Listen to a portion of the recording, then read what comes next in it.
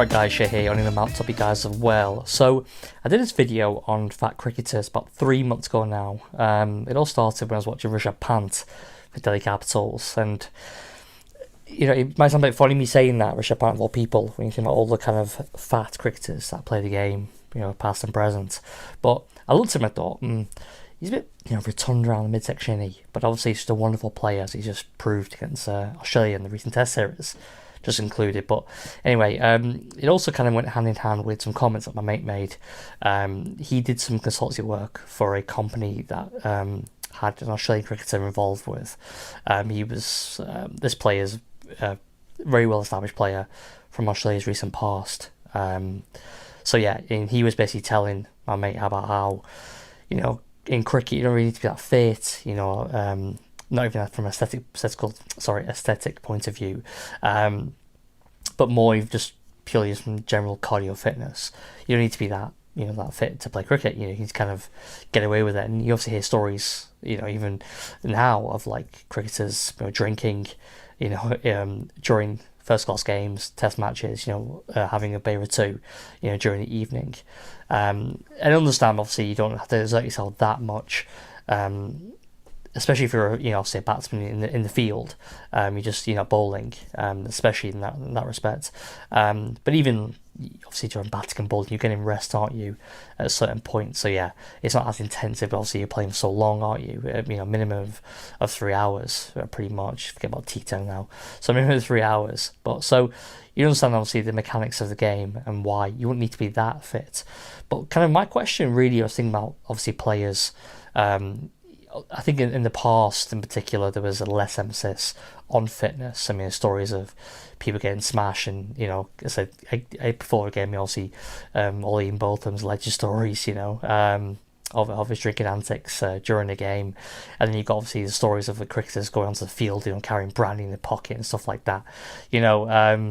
So fitness, wasn't that much of an issue really came to cricket. Obviously, in the last 10, 15 years, because even like 20 years, the game has changed. Definitely 15 years anyway. But you go back and think about cricketers such as like a Jinarad Tunga, for example, Inzamam ul Haq, and then you think, obviously, more recently, you have guys like, Dwayne Leverett, obviously, is a famous one, Rakeem Cornwall, most recently.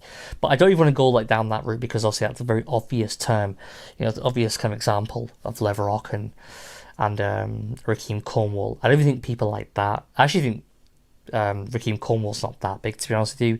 I think it's 135, 140 kgs, but the guy's like 6'6", 6'7", so it's not that overweight. Do you know what I mean? For someone of that height, I do think it hampers him a little bit, as I saw in Test series large against England. It's just his general reaction times and his room to the wickets and his bowling action. I felt he was kind of hampered a little bit by the weight, but not huge amounts. Obviously, he's done well in first class cricket in West Indies, so it's obviously not done too bad for him. He's obviously playing Test cricket for West Indies now. But you look at someone like Rishabh Pant, for example, who's excelled in the game, and he's not the skinniest guy in the world. You can see that quite evidently.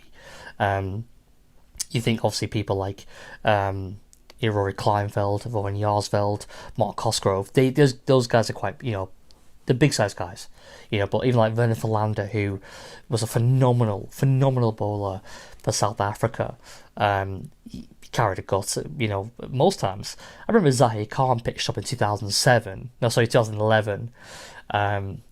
with a massive gut on him. That guy did way too many, IPL after parties, no doubt about it, 10 years ago in that series. Obviously, India got smashed at 4-0 by England, but you think to yourself, like, you turn like that, obviously, people look at it a little bit, but the reality is it's not considered that big a deal if you perform. And the thing is, so many cricketers are not, I said, the optics is not really there, and they're able to perform on a really good level. I mentioned the guys before, obviously Rishabh Pant, a more modern day cricketer, who isn't the skinniest guy in the world, but plays superbly, fantastic player. And it kind of got me thinking, does it really matter? I said, does it really matter how kind of your body shape when it comes to cricket?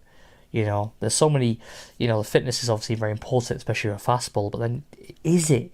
It depends what kind of fast bowler you are. I mean, especially in like Zahid Khan, for the Philander's case, and Rory Khan did well at first class level. But Philander and Zahid Khan were superb at international level, and you said they carried their weight pretty well. But you look to the kind of, I think that was a big thing. I think about Andy Flower. I mean, you look at how he treated. I think fitness is obviously, certain coaches in particular, they do obviously value fitness and aesthetics, and I think they probably feel it goes hand in hand. Your cardio with the aesthetics.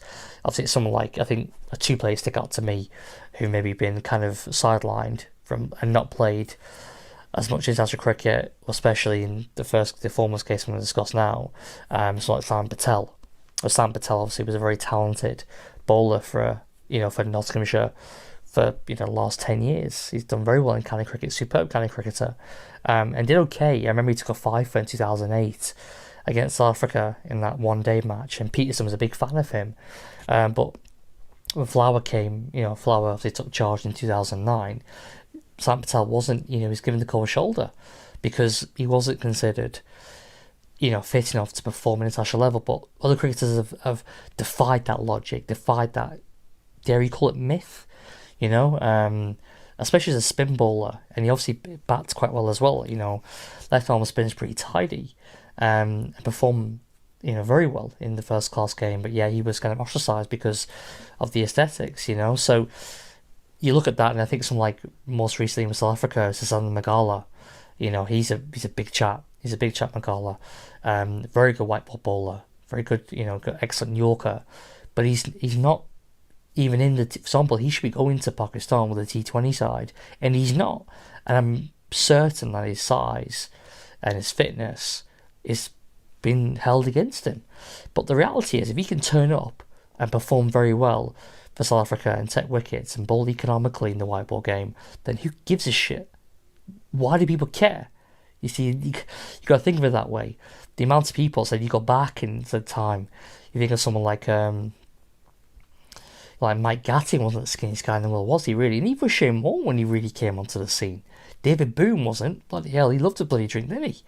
You know what I mean? So Merv Hughes, all very, very good performers. I mean, God, Shane Warne's one of the great cricketers that ever lived.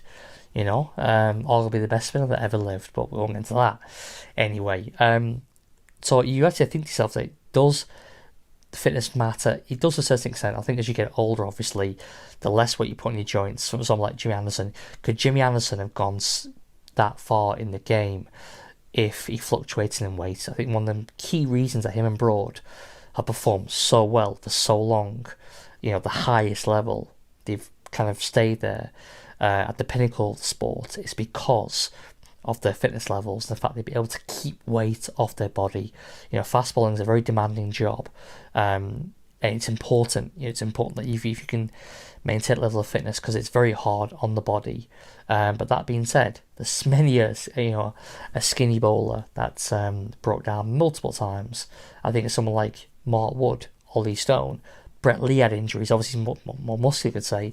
Dale Steyn, a wiry character, injured. You see, it's not so simple, I said, you've got, but I would say in the main, if you can be thinner as a bowler, it's better, especially if you bowl at a, generally a quicker pace, than like, for example, some like Zahid Khan and Philander, who would make the ball move and obviously try and talk off the wicket. Then that's different, like a Chaminda Vaz type bowler, it doesn't matter as much. But you just got to be thinking really, like, if you have talent, innate talent, like someone like Rishabh Pant's got incredible hand-eye coordination, does it really matter if you carry an extra 5, 6, 7 kgs on the gut? It clearly doesn't, does it? The kind of, the idea of, like, I guess, certain coaches, it can be, I guess, we'd take quite a draconian kind of viewpoint on this, would say, no, you must look a certain way. But is that down to something else outside of the, outside of the pitch? Is that more for off the field as well? About how, is that a directive from above? I don't think so. I'm just throwing it out there, just literally, speaking what's popping to my head really, there's an argument there, isn't it? Like how the team, I should say how the team looks, or how sponsorship looks at them, and just generally how they're viewed amongst the public, If you had 11 heifers, lining up for England, singing flipping the national anthem. How would you think about the English cricket team if they're a bunch of porkers just lining up, ready to go?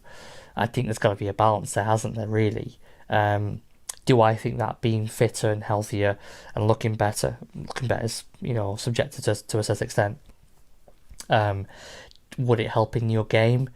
Yeah, to a certain extent, but the reality is, you can be the fittest guy in the park, you can still be a pile of shit. Do you know what I mean? So it doesn't matter all the way. It can help for sure, especially for a fast bowler. But I think for a batsman, for a spin bowler, I don't think weight really matters that much. And if you're a highly skilled bowler, pace bowler, I think also then you can get away with it a little bit. Which is interesting because cricket is, I think, over the last few years, especially since the introduction of the short format game, T20, now T10, fitness is definitely is an issue there. You would think with the introduction of those formats, yes, fitness is more of an issue. It's more prevalent in the game, but it's absolutely not the be-all and end-all. It's not. You can still be not the classical kind of, Adonis, and you can still perform very well. And it's happened since the start of cricket, and I have no doubt it'll continue. I think certain countries view it. I think it's not so much countries. It is a little bit countries, but I think it's more coaches have a viewpoint on how they want their team to be and how fitness is important. I'm just not sure that it's necessarily true, because there's many cricketer of many an era who perform superbly and have not been, six-pack abs, etc. So yeah, anyway, my thoughts on fat cricketers. Do you know what I mean? So yeah, let me know your thoughts below. Leave me a comment. If you're new to the channel, please do subscribe. That'd be great. And yeah, like, comments, or share, as I always say. And yeah, hopefully I will see you on the next one. Cheers.